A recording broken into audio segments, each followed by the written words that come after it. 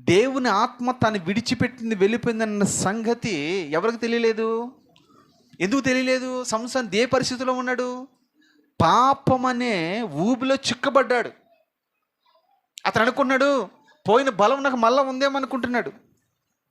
దేవుని ఆత్మ నా దగ్గర ఉందనుకుంటున్నాడు. దేవుని సన్నిధి నాతో ఉందనుకుంటున్నాడు.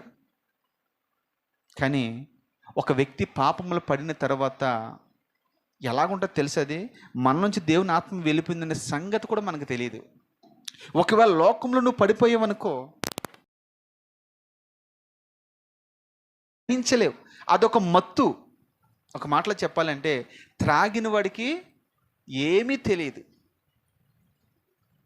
వాడు ఏం చేస్తున్నాడో వాడికి తెలియదు, ఎక్కడికి నడుస్తున్నాడో వాడికి తెలియదు, ఎటువైపు వెళ్తున్నాడో వాడికి తెలియదు. ఎందుకంటే వాడు దేంతో ములుగు ఉన్నాడు? మత్తు. దాన్ని ఏమంటారు? మైకంలో ఉన్నాడు.